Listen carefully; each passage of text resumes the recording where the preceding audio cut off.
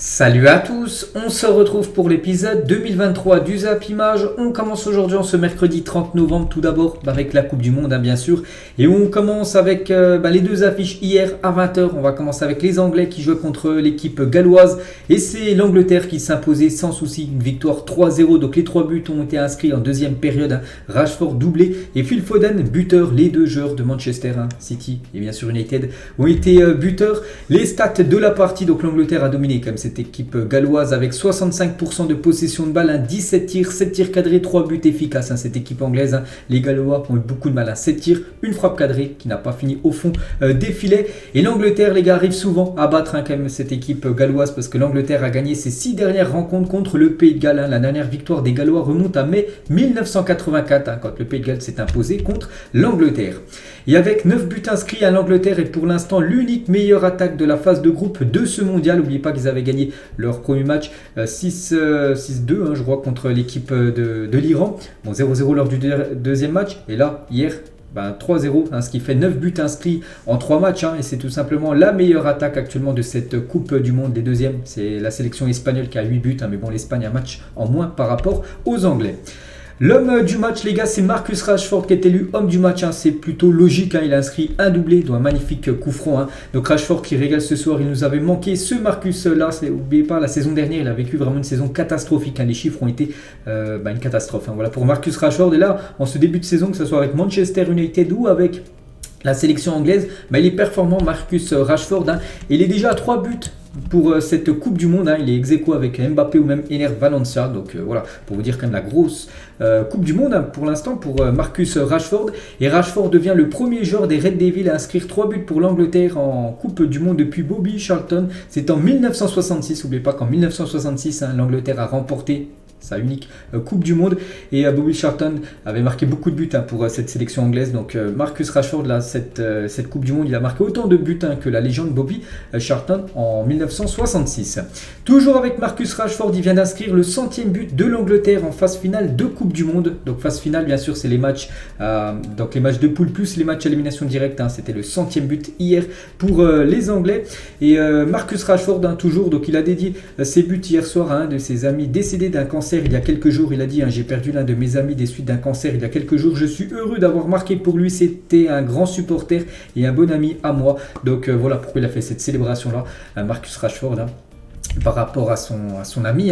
Et toujours avec Marcus Rashford, regardez le but qu'il a inscrit sur coup franc. Donc magnifique but. Donc il y avait une caméra qui était mise quasiment dans la lucarne, derrière bien sûr, mais on peut voir le plan de vue tout simplement. On peut voir le gardien qui est battu. Donc regardez chaque plan, on avance un petit peu. Donc tout d'abord le gardien, il voit tout simplement que le ballon finit au fond des filets, juste derrière les défenseurs là. On peut voir par exemple les défenseurs gallois, ils sont un petit peu déçus. Regardez Harry Kane qui regarde le ballon bien fini au fond des filets. On peut voir que Anderson ou même Harry Maguire, ils avaient le sourire parce qu'ils savaient que ça faisait but tout simplement. Le mur qui a été battu est tout au fond bien sûr. On peut voir Marcus Rashford qui venait d'inscrire ce magnifique coup franc.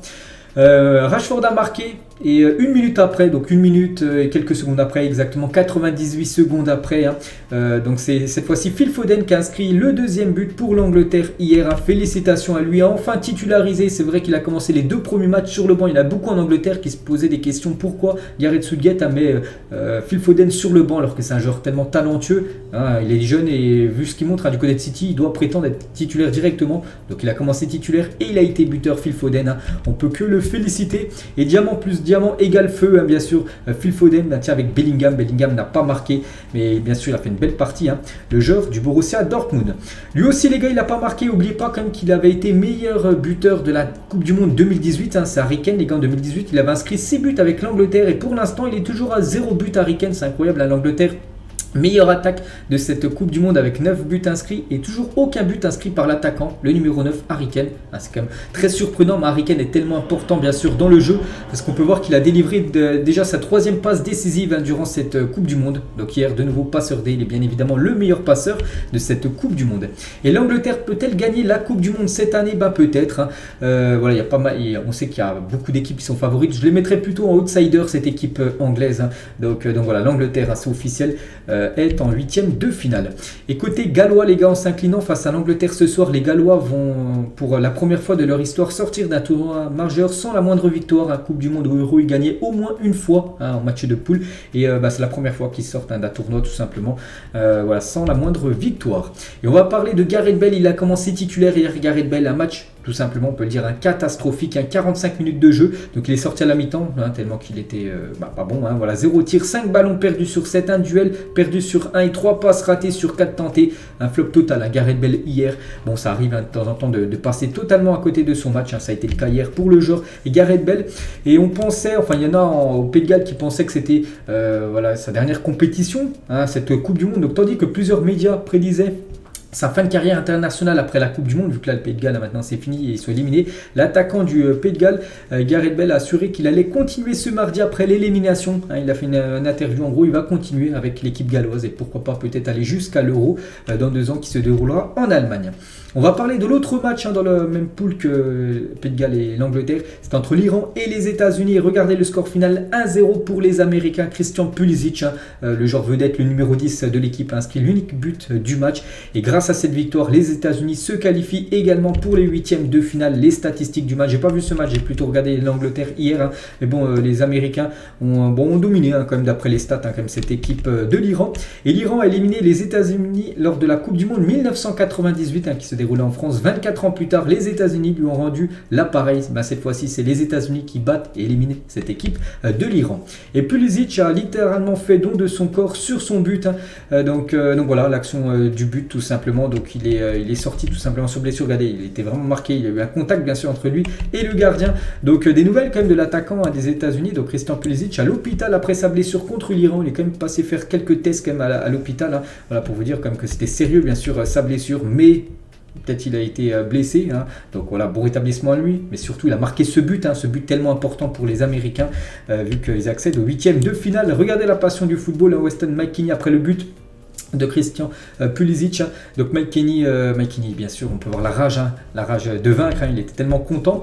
Et à 23 ans, Tyler Adams est le plus jeune capitaine de la Coupe du Monde. Quel joueur et quel talent, ce numéro 4 est américain, les gars. Seulement 23 ans, il a déjà le brassard, et c'est vrai que cette équipe américaine, les gars, mais ils sont très jeunes. Le 11 de l'USA face à l'Iran avait une moyenne d'âge de 24 ans et 321 jours. C'est la plus jeune équipe de la Coupe du Monde 2022 à ce jour. Donc l'avenir est radieux pour cette équipe américaine. C'est qu'il y a beaucoup de jeunes joueurs du côté des États-Unis.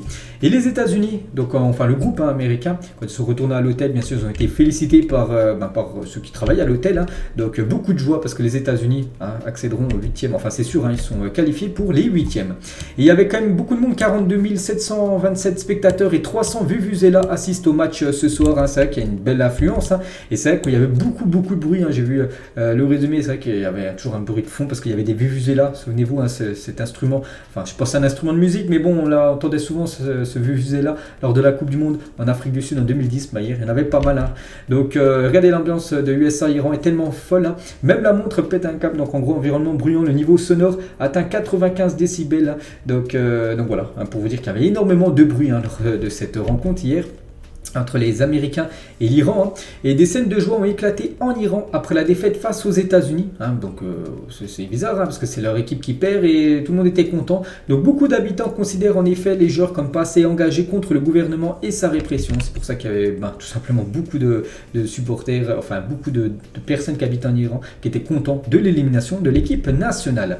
Et regardez les gars, ce parieur, donc il a quand même tout vu juste. Donc il a mis déjà le score correct, 1-0 bien sûr pour les États-Unis. Il a mis un prono sur les corners, je ne sais pas trop ce que ça veut dire, bon bref c'est passé aussi. Il a mis qu'à la mi-temps les États-Unis menaient, il menait 1-0, Pulisic a inscrit le but à la 38e minute. Il a mis que le premier buteur, en plus c'est le buteur, c'est Pulisic, donc il a misé quand même $911, c'est pas mal quand même, c'est beaucoup d'argent, surtout sur des paris comme ça, qui sont quand même durs à se réaliser. Il a gagné plus de $174 000, donc incroyable bien sûr, il avait une cote à plus de 19 000. Et du coup le classement final du groupe B de cette Coupe du Monde 2022, donc voilà, ça bougera plus, donc donc l'Angleterre en tête, 7 points pour les Anglais, les États-Unis 5 points, l'Iran 3 points et le Pays de Galles 1 point.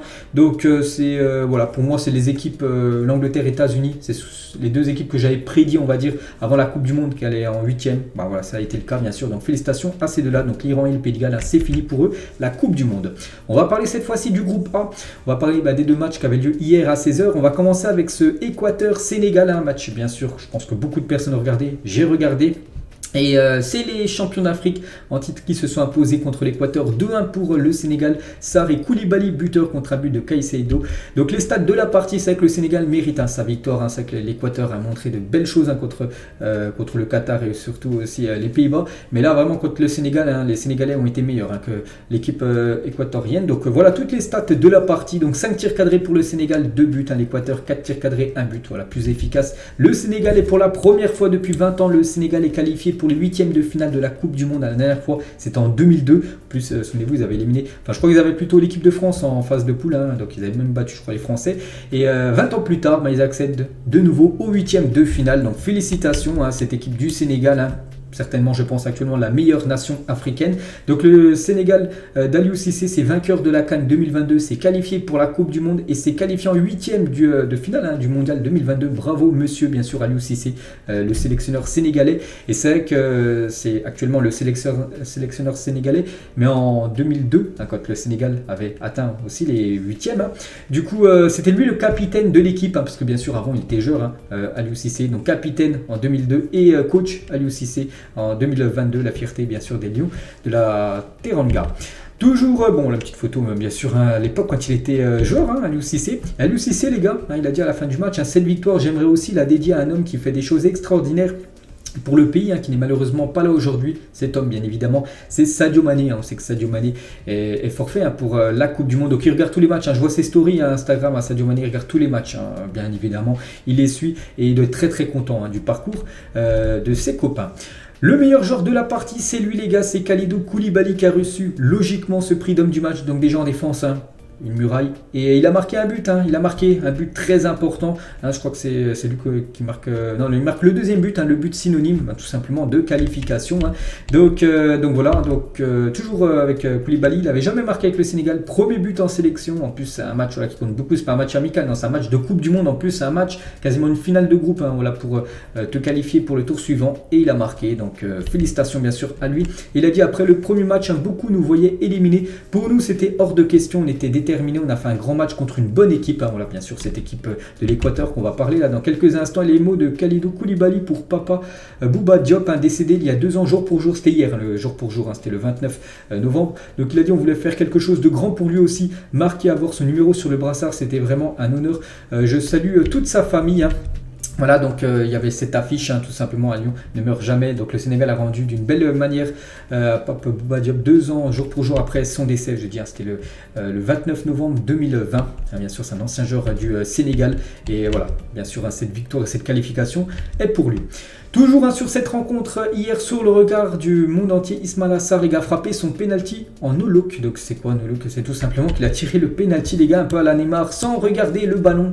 Donc là en plus c'est un match de Coupe du Monde, il y avait 0-0 là.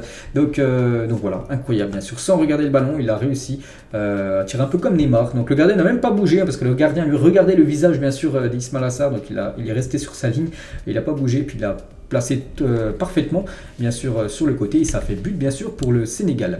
Le coup dur juste pour les Sénégalais, c'est que vu qu'ils sont qualifiés, c'est qu'ils perdent comme un joueur cadre, parce que Idrissa Gueye, les gars, sera absent lors du prochain match en cas de qualification. Bon, ça c'était dans le match, maintenant on sait qu'ils sont qualifiés. Vu qu'il a pris trop de jaunes, en gros, il sera suspendu pour le 8e de finale. Idrissa Gueye, c'est bien sûr un cadre de l'équipe.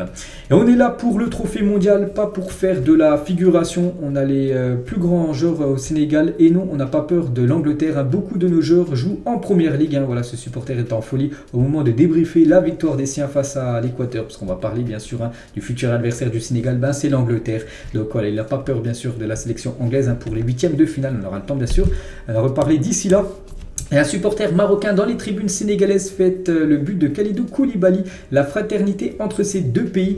Donc voilà, c'est tout simplement magnifique les gars. Donc, un supporter marocain est au milieu du COP des supporters sénégalais et il dansait, il chantait, bien sûr, il supportait le Sénégal. Hein, bien sûr, c'est l'union, la fraternité, voilà, surtout la solidarité hein, des nations africaines pour cette Coupe du Monde. Et la story Instagram de Bouna Sarr, hein, défenseur du Bayern Munich, il a dit hein, nos frères marocains, on va vous supporter de la même façon dont vous nous supportez prochain match. Hein. Donc voilà, hein, c'est tout simplement magnifique. Toujours avec les supporters, donc fair play à la fin du match, hein, les supporters de l'Équateur et les supporters du Sénégal, une photo ensemble bien sûr, hein, après cette rencontre de Coupe du Monde, et bien sûr du côté de Dakar au Sénégal, c'était la folie. Hein. Donc il y avait beaucoup de monde dans les rues, hein, voilà, c'est une vidéo bien sûr, j'ai pris quelques photos bien sûr, il y avait beaucoup de joie. Et du coup on va parler cette fois-ci de l'Équateur, hein, l'Équateur comme a réalisé une très belle Coupe du Monde, malheureusement pour eux ils terminent 3e. Donc troisième, il n'y a pas de meilleur troisième là, les troisième et quatrième, hein, c'est fini pour eux. Donc les Équatoriens quittent la compétition le cœur lourd, hein, c'est vrai qu'ils ont fait une très belle compète, hein. Ils auraient dû même gagner le match, j'ai regardé contre les Pays-Bas, ils auraient même dû gagner hein, ce match contre les Néerlandais, qui aurait peut-être changé totalement bien sûr le classement final pour eux. Donc un gros bravo à l'Équateur et surtout à cet homme Ener Valencia, auteur de 3 des 4 buts équatoriens pour leur parcours. Il y a juste le but hier, où c'est pas lui, c'est Caicedo qui a marqué le but, sinon il a marqué tous les autres buts hein, de cette équipe de l'Équateur et la VAR est formelle là. Donc le mood en gros c'est dépression, voilà, on peut voir c'est la sélection équatorienne qui a mis ça sur son compte Twitter, dépression parce que c'est élimination et l'ascenseur émotionnel pour les Équatoriens lors de ce match, hein, voilà, ce supporter là. Quand l'Équateur venait d'égaliser hein, avec le Sénégal, n'oubliez pas que l'Équateur annule, ça suffisait pour eux, hein, pour terminer deuxième. Et du coup, quelques minutes après, je crois que c'était 5-6 minutes après, le Sénégal reprenait l'avantage grâce à Kalidou Koulibaly. Et du coup, c'était pas du tout le même visage, bien sûr, pour ce supporter équatorien. L'autre match dans la même poule, donc c'était entre les Néerlandais et le Qatar. Et les Pays-Bas, bon, sans souci, une victoire 2-0 contre le Qatar. Gakpo, de nouveau buteur. Et Frankie de Jong, également buteur. Les stats de la partie, j'ai pas vu le match, hein, j'ai plutôt regardé Sénégal-Équateur hier. Mais bon, voilà, ça a été un match plutôt tranquille hein, pour les Néerlandais. On peut voir que le Qatar, c'est quand même 4 tirs cadrés, aucun but. Hein. Les Pays-Bas, c'est 4 tirs cadrés également, mais 2 buts. Voilà, hein, l'équipe est la plus efficace, a gagné le match et les Oranges gardent la tête. Hein. Les Pays-Bas terminent premier du groupe. Hein. C'est vrai que les Pays-Bas, c'est plutôt pas mal. Les 18 derniers matchs des Pays-Bas, si on prend en Coupe du Monde là, sur les derniers matchs, hein, la Ligue des Nations, tout ça, c'est 13 victoires, 5 matchs nuls. Hein. Et les 17 derniers matchs des Pays-Bas en phase de groupe de la Coupe du Monde, c'est 13 victoires et 4 matchs nuls. Hein. Donc c'est plutôt pas mal, hein, bien sûr, pour cette sélection néerlandaise. On va parler de ce joueur qui rayonne vraiment, là il fait vraiment un énorme début de Coupe du Monde. Hein. Donc c'est le joueur Cody Gakpo, donc une note de 7, hein, 7 sur 10, hein, donc ça équivaut à un bon match de sa part hier. Et de nouveau buteur les gars, donc 3 tirs, 3 buts pour Cody Gakpo dans cette Coupe du Monde clinique, hein, c'est incroyable. Hein. Donc il nous a fait la panel du buteur, donc un but du pied droit, un but du pied gauche et un but de la tête. Voilà, lors du premier match contre le Sénégal il avait marqué de la tête.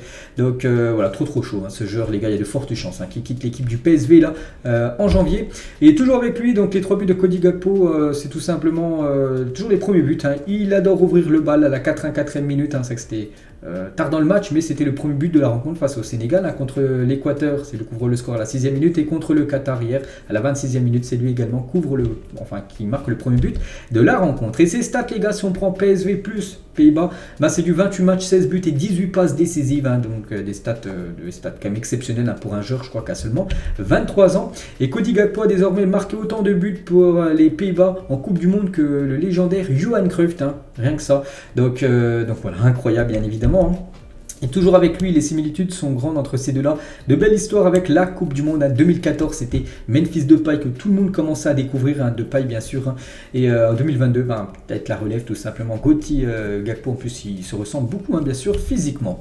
L'homme du match, les gars, c'est pas Cody Gakpo, c'est cet infatigable David Klaassen, est élu homme du match de ce Pays-Bas-Qatar. Hein. Félicitations à lui. Et Virgil van Dijk, les gars, il critique quand même envers sa sélection. Il a dit hein, ce que nous ressentons, c'est que nous devrions mieux jouer et que nous devons le faire. Peut-être que quelque chose va se déclencher chez les joueurs maintenant que les matchs élimination directe commencent. Donc c'est vrai que c'est la première place, hein, donc c'est l'objectif bien sûr des Pays-Bas, mais il dit qu'en gros l'équipe ne joue pas assez bien. Hein, là ça passe peut-être en phase de poule, mais lors des des matchs élimination directe, c'est beaucoup plus compliqué pour les Néerlandais. C'est Virgil van Dijk qui l'a dit à la fin du match. On va parler cette fois-ci du Qatar. On va faire leur bilan par rapport à leur Coupe du Monde qu'ils ont organisée. Bien sûr, ils ont pu jouer. Donc le Qatar sort par la petite porte quand même de la Coupe du Monde. Donc 3 matchs, 3 défaites. Donc un but marqué, 7 buts encaissés. Bien trop fait pour le très haut niveau. Pour le niveau d'une Coupe du Monde, c'est trop limité tout simplement cette équipe du Qatar. Et le Qatar, le premier pays hôte, a encaissé au moins 7 buts lors des phases de poule d'une Coupe du Monde. Jamais un pays hôte avait encaissé autant de buts que l'équipe du Qatar. Toujours avec le Qatar, devient le premier pays hôte à perdre ses 3 premiers matchs de sa propre Coupe du Monde. Jamais un pays hôte avait perdu les 3 matchs de Coupe du Monde, match de poule, chose faite maintenant avec le Qatar. Et du coup le classement final de ce groupe, donc c'était le groupe que j'avais prédit aussi, donc pour l'instant j'étais carton plein sur le groupe, et ce groupe là j'avais dit aussi Pays-Bas et Sénégal pour premier, deuxième, j'avais mis ça, Équateur troisième et le Qatar en 4e position, 0 points. Donc voilà le groupe définitif, ça bougera plus bien sûr pour ce groupe A. Un petit coup d'œil les gars du coup au classement des meilleurs buteurs de cette Coupe du Monde. Donc Mbappé avec Rashford et Gakpo également à 3 buts, et aussi Valencia. Donc Valencia ne marquera plus, avec lui la Coupe du Monde c'est fini pour lui. Donc Gakpo, Rashford et Mbappé peuvent encore bien sûr marquer des buts, vu que ça continue pour eux. Et on peut voir tous les autres joueurs qui sont à 2 buts dans cette Coupe du Monde. Et du coup les qualifiés pour les 8e de finale avant la journée d'hier, on en connaissait 3, on connaissait la France, le Brésil et le Portugal. Du coup on rajoute l'Angleterre, les États-Unis, les Pays-Bas et le Sénégal. Donc voilà, ça commence à se dessiner bien sûr les équipes, les équipes qui sont officiellement qualifiées pour la suite de la compétition. Et on connaît la première affiche, donc c'est Angleterre-Sénégal, donc c'est une très très belle affiche. Donc voilà. Et sur le Twitter Football Log, jusqu'où ira le Sénégal dans cette Coupe du Monde, donc 8e, quart, demi-finale, quasiment 9000 votants, et la plupart ont mis 8e. Même moi j'ai mis 8e les gars, parce que pour moi l'Angleterre est favori sur le Sénégal. Après ça reste du football, vous savez que des fois il y a des surprises, mais bon voilà, pour moi l'Angleterre battra le Sénégal. Après c'est seulement mon pronostic, on verra. Donc la plupart quand même, plus de la moitié des votants ont mis quand même en 8e de finale, quart, peut-être il y en a pas mal aussi qui voient quand même le Sénégal aller jusqu'en quart de finale. Il y en a même quasiment 10% qui les voient aller jusqu'en finale de Coupe du Monde. Et l'autre 8e les gars qu'on connaît, et c'est officiel, Pays-Bas contre les États-Unis. Donc très bon morceau comme pour les Pays-Bas, que je trouve largement, même s'ils produisent du jeu on va dire un peu brouillon comme l'a dit Van Dijk, et les États-Unis ça a leur portée, donc voilà cette affiche, et jusqu'où iront les Pays-Bas dans ce mondial, 8e, quart, demi-finale. Donc j'ai mis moi jusqu'en quart de finale. Il y a beaucoup quand même qui les voient même pas aller en 8e, même en quart, ils voient quand même éliminer cette équipe américaine. Donc voilà, une petite info concernant les Néerlandais. Et du coup on peut voir le tableau final, n'oubliez pas qu'il y a 2 parties, bien sûr, toujours de Coupe du Monde, même de l'Euro. Et du coup les Pays-Bas joueront contre le 2e du groupe B, donc on sait bien sûr qui c'est. Et juste à noter que l'équipe de France les gars c'est en bas, donc c'est à la moitié, donc où c'est marqué 8e, nous c'est juste en bas. Si on termine bien sûr premier du groupe D, bon il y a de grandes chances, donc on jouera contre le 2e du groupe C, ça peut être l'Argentine, le Mexique ou la Pologne, ce qui voudrait dire les gars qu'on jouerait, si on se, on joue contre la Pologne, on bat la Pologne, ce qu'on espère bien sûr, ça pourrait être soit l'Angleterre, le Sénégal en quart de finale. Voilà, parce qu'on est dans cette partie-là du tableau tout simplement. Donc voilà. Et regardez les potentiels 8e de finale. Si ça bouge plus, donc ça va rebouger bien sûr, vu qu'il y a les matchs aujourd'hui, il y a les matchs demain, après-demain, pour définir qui est premier et deuxième. Mais regardez, si à un instant T là c'était fini, premier, deuxième, donc la France j'ai dit, ça serait actuellement contre l'Argentine, vu que l'Argentine est actuellement deuxième, c'est la Pologne qui est première. Regardez, elle est tout en haut à droite, du coup ce serait énorme, 8e, c'est-à-dire si la France, l'Argentine, le vainqueur jouerait soit contre les Anglais et le Sénégal, donc là vraiment la partie droite c'est très costaud. On peut voir que le Portugal jouerait contre les Suisses, Croatie contre le Japon, si ça c'était fini tout de suite. Regardez de l'autre côté, regardez quand même les Pays-Bas les gars, si c'est fini tout de suite. Donc les Pays-Bas joueraient contre les États-Unis, je trouve quand même les Néerlandais au-dessus, et ils joueraient soit contre la Pologne et l'Australie en quart de finale. C'est plutôt pas mal quand même pour les Néerlandais, bien sûr, si ça se finit comme ça, parce que ça va beaucoup bouger. Donc après voilà, l'Espagne et le Brésil les gars pourraient se rencontrer en quart de finale. Ça y est, de fortes chances, parce que l'Espagne va certainement terminer en tête, les Brésiliens certainement en tête, et s'ils gagnent contre le Maroc et le Ghana, voilà, il reste du foot, il reste les matchs à disputer. Ça pourrait faire un Espagne-Brésil en quart. Donc voilà, donc la France peut rencontrer le Brésil, même la France peut rencontrer par exemple l'Espagne, bien sûr s'ils terminent en tête, ces deux nations, parce qu'elles sont chacune dans une partie du tableau opposé. On peut voir aussi un France, pourquoi pas Portugal, les gars, en demi, hein, bien sûr, si le Portugal termine en tête de son groupe. Après, voilà, c'est que des pronostics, c'est à l'instant T, les gars, hein, bien sûr, ça va beaucoup bouger. Le programme du jour aujourd'hui, donc 2 matchs à 16h, 2 matchs à 20h, les 2 matchs à 16h, il y a l'équipe de France contre la Tunisie et aussi l'Australie contre le Danemark. L'Australie est deuxième, 3 points, et le Danemark troisième, 1 point. Donc si les Danois s'imposent contre les Australiens, ceux qui se qualifient, si l'Australie ne perd pas, un nul ça passe pour eux, ils seront qualifiés. Donc la Tunisie peut toujours aussi se qualifier si elle bat l'équipe de France et que dans l'autre groupe, dans l'autre match du groupe, il y a un résultat favorable pour eux. Donc voilà, tout reste jouable, mais l'équipe de France c'est sûr, et sera en 8e de finale. Et ce soir, Arabie Saoudite, Mexique et Pologne contre l'Argentine, un match qui va nous intéresser, nous, parce qu'on saura peut-être si on est premier ou deuxième, parce qu'on est sûr d'être qualifié, et on jouera soit contre le premier ou le deuxième, tout dépend bien sûr de notre classement final. Donc à 16h et à 20h ça sera diffusé sur TF1 les matchs. Suivez les guides, les gars, en une du journal L'équipe aujourd'hui, déjà qualifiés pour les 8e. Les Bleus entendent confirmer contre la Tunisie leur bon début de tournoi. Ils se présenteront avec plusieurs remplaçants, seule la conduite d'Antoine Griezmann et de Raphaël Varane, capitaine à la place d'Hugo Lloris. Donc voilà, donc objectif bien sûr première place, donc peut-être l'équipe va être remaniée, de toute façon je l'ai montré, mais voilà, l'objectif bien sûr c'est de valider cette première place de ce groupe. Et regardez le 11 qui pourrait être titulaire cet après-midi à 16h. Mandanda devrait commencer titulaire. Kamavinga, je l'ai dit, il devrait vraiment débuter. Défenseur gauche, Konaté, Varane, Pavard, donc Koundé ou même Upamecano devrait souffler sur le banc. Au milieu de terrain, les gars, ça pourrait être Griezmann qui devrait commencer titulaire, avec Fofana ou Guendouzi ou Tchouaméni ou Fofana. Je pense que ça sera Fofana et Guendouzi. Tchouaméni, je pense qu'il va les souffler aussi sur le banc. Mbappé, lui, devrait commencer titulaire, malgré que c'est quand même un joueur cadre. Il devrait démarrer directement ce match, peut-être aussi pour améliorer bien sûr ses stats, parce qu'il y a toujours les stats en tête. Kylian Thuram, les gars, à la place de Giroud, et Coman à la place de Dembélé. Donc voilà, une équipe remaniée, mais avec cette équipe-là, l'équipe de France peut et doit s'imposer contre l'équipe de la Tunisie. Et Tchouaméni, les gars, il a dit: je n'avais pas forcément vu les aptitudes de Kamavinga en latéral gauche, mais le coach les a décelées. Le groupe a confiance en lui, il a les qualités pour remplir ce rôle, il montrera son meilleur visage au poste de défenseur gauche. Donc voilà ce que pense Tchouaméni tout simplement par rapport à son collègue Kamavinga. Mbappé, les gars, il avait un bandage à la cheville gauche lors de l'entraînement du jour, c'était hier. Donc la cause, une douleur qui se réveillerait de temps en temps suite à un coup reçu pendant un match avec le PSG. Cela ne l'a pas empêché de participer à l'entraînement. Est-ce que c'est bon de Deschamps comme de faire jouer Kylian alors qu'il a toujours une petite blessure, parce qu'il a joué avec un bandage? Après voilà, c'est Deschamps qui prendra sa décision. Bon, moi je serais Deschamps, je le mettrai sur le banc, je le ferai peut-être jouer les 20 dernières minutes, Kylian Mbappé, parce qu'on attend beaucoup de Mbappé bien sûr pour les matchs élimination directe, et s'il venait à se blesser, ce serait une catastrophe pour les Bleus. Et toujours avec Kylian, pour vous montrer l'importance qu'il a. Donc c'est 28 ballons touchés dans la surface adverse en 2 matchs dans ce mondial. C'est plus que le Costa Rica, le Qatar, Maroc, Australie, Pays-Bas, Mexique, Ghana, Suisse et la Belgique omniprésents. Donc voilà, incroyable bien sûr les stats de Kylian Mbappé. Toujours avec Kylian, donc Deschamps sur Kylian. Donc Kylian n'a pas d'ego, enfin il est important, décisif et prend la lumière avec ses performances, mais il est toujours inscrit dans un cadre collectif. Il n'a plus 18 ans, il a de l'expérience maintenant. C'est plus une révélation, Kylian Mbappé, c'est un joueur confirmé. C'était la révélation peut-être lors de la Coupe du Monde 2018, mais lors de cette Coupe du Monde 2022, c'est un joueur confirmé et c'est un joueur qui doit amener l'équipe de France au sommet. Et regardez la vue de la chambre de Kylian Mbappé, puisqu'il a pu mettre ça sur son compte Instagram. Donc magnifique vue bien sûr dans l'hôtel, et surtout la chambre de Kylian. On va parler de son grand copain, enfin je ne sais pas si son copain, mais bon, voilà, son collègue, voilà, Neymar, du côté de Paris. Bref, c'est officiel sans trop de surprise. Voilà, Neymar est forfait pour le dernier match de poule du Brésil face au Cameroun. Ça sera après-demain. Voilà, Neymar bien sûr sera pas là. Il pourrait peut-être faire son retour pour le 8e de finale.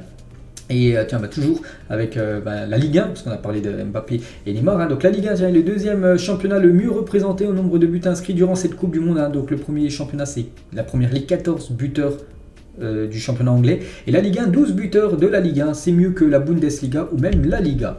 On va parler d'un joueur, les gars, qu'on n'a toujours pas vu jouer. On pourrait peut-être le voir jouer ce soir. C'est Paulo Dybala, n'a toujours pas joué la moindre minute dans ce mondial 2022. Donc ce soir, l'Argentine joue un match très important contre la Pologne. Peut-être on pourrait voir enfin les premières secondes de jeu de Dybala dans cette Coupe du Monde.